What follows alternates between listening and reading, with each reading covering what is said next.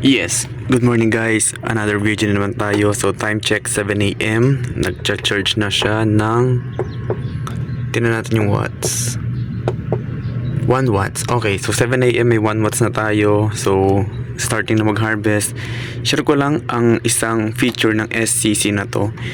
May nakita kasi ako nagtanong na kung pwede daw bang diretso ang input ng inverter papunta sa output or yung load output ng isang SCC. So ang short na sagot is pwede pero delikado.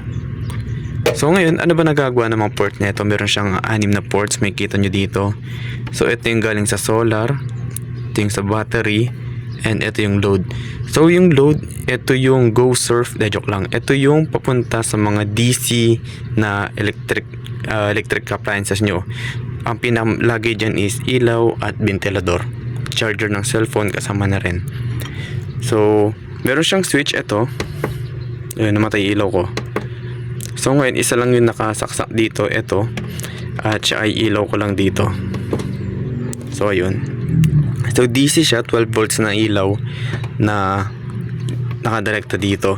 So since 12 volts ang nilalabas nito, pwede daw bang isaksak ang inverter diretso dito? Pwede at hindi. So pwede kasi gagana siya, yes, pero delikado. Especially kung yung SCC nyo is hindi naman ganong kalakasan, like normal na inverter lang. Pero kapag normal na SCC lang. Pero kung ang isasaksak mo naman dyan na inverter is yung mga may hina lang din, well, pwede naman pag-usapan yan, negotiable naman. Gaya nito, isa sa mga may hinang low class inverter na modified sine wave. So pwede siyang idirekta dito kung ilaw lang ang pagaganahin at yung mga walang surge na ventilador, yun yung mga yon. Pwede naman, kaya naman. Huwag ka lang magsasaksak ng rice cooker kasi puputok ang ating SCC. Mag hybrid ka or yung normal na inverter, idiretso mo na sa battery. Yun yung pinaka safe. So ano yung dahilan bakit hindi siya pwedeng gamitin dito? Una is yung limitation. May limit yung SCC. Hindi siya kasing taas ng inverter. So ano yung limit nito? Usually may kita mo din sa ibabaw. Ayun o. Meron siyang rated current.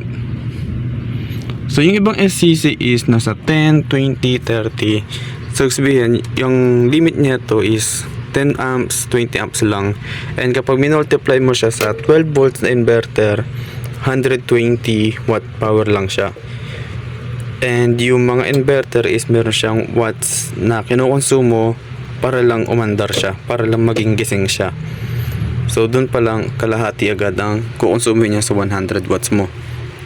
Yun yung isang dahilan. Pangalawa is hindi siya safe kasi kapag nagbukas ka ng inverter, meron siyang initial surge. Ano yung initial surge? Unang sampal na malakas na hatak ng kuryente. So let's say ang standby nito is 20 watts, then meron kang ilaw na 7 watts, supposed to be 27 ang dapat. Kaso kung sisilip ka sa loob nito, meron niyang coil or yung mga capacitor sa loob. Kailangan nyo mag-impact ng energy doon para gumana continuous. So hahatak siya ng isang malakas and minsan yung surge ng inverter hindi kaya ng SCC. Kaya masisira ang inyong SCC. So ngayon, kung gusto mo pa rin ituloy, gusto mong ipilit, sige, saksak natin. Pero hindi ko siya gagawin kasi ayoko masira to, sayang naman. Isa pang dahilan kung bakit masira is yung sa surge. Kunyari ito, may surge yung inverter, mayroon ka ring surge sa charger, and yung mismong isasaksak mo magsa-surge din, sabay-sabay siya nga hatak, masisira. So ngayon, kung no choice ka at gusto mo talagang isaksak, hindi mo sa no choice kasi lagi ka namang may choice. Kung may SCC ka, meron kang battery, pwede mong idirekta doon. Pero kung trip mo lang pag-eksperimentuhan, sige, pwede mong pag-eksperimentuhan. Pero ang pinaka-safe lang dito is less than 100 watts and isang device lang, like isang bombilya lang o dalawang bombilya, isang charge lang ng cellphone, and sobrang bababang current lang talaga dapat ang isasaksak mo dito. Sobrang lilit na appliances, mga ganito. Magcha-charge ka ng earphone. Ganyan. Sobrang liit lang kasi nga unless tung ka sa pinakahuli, kung willing kang palitan ng SCC kapag nasira, like gusto mo na siyang itapon, gusto mo na mag-experiment, sige, try mo na, kasi eventually kapag nag-search yung mga gusto mong isaksak at nasira ang inyong SCC, papalitan mo talaga siya kasi sira na. So kung okay sa'yo yung mga terms na yun, then go, try mo siya sa inyong SCC. Pwede siya, gagana siya, yes, pero hindi siya safe. So ano na lang yung pwede mong paggamitan nito sa mga pure na DC na gamit, kunyari bombilya, gaya nito. Ayan, dito siya nakakonekta. So pure DC siya, kaya direkto ko na siya nilagay dito, and ito na yung ginagamit kong switch. Or yung mga DC fan gaya ng mga pump, merong pump na DC, pwede mo siyang indirekta dito, gamitin mo ring switch to. And ang kinaganda sa ACC, meron siyang low voltage disconnect. Kusa niyang ika-cut off tong load kapag lobat na. So pag umaga, gusto mo maghigop ng tubig sa inyong balon, pwede mo isaksak dito. Ang maliit na pump is 2 amps lang, kayang-kaya. So direkto mo na siya dito, then pag ginagawihan na lobat na, higop lang siya ng higop sa umaga, then kusa na siya magka-cut off kapag ubos na. So yun, pump dito, or gawin mo siyang relay. Yung alam niyo mga low voltage disconnect, meron din siya dito. So kakabit mo to sa relay, ililinya mo siya, then doon naka-connect yung inverter mo sa relay para magmisto lang, automatic switch siya. So ayun, yun yung pwede mong purpose. Huwag mo na idirekta kasi nga hindi safe. Kahit maglagay ka pa ng mga breaker, hindi rin. Idirekta mo na lang sa battery, gumamit ka na lang ng mga ganito. So ito, tong kabling tumpo lang to, papunta dun sa ilalim, yun yung papunta sa battery ko. Then nag-splitter na lang ako dito para dyan ko i-connect yung mga ganito, input ng inverter, para at least may access pa rin ako, hindi ko na kailangang ilagay dito. And another thing, kung gusto mo pa rin talaga na gusto ko i-diretso sa SCC, hybrid na ang bilin mo, pero wag itong Pau Mister ang tsaka.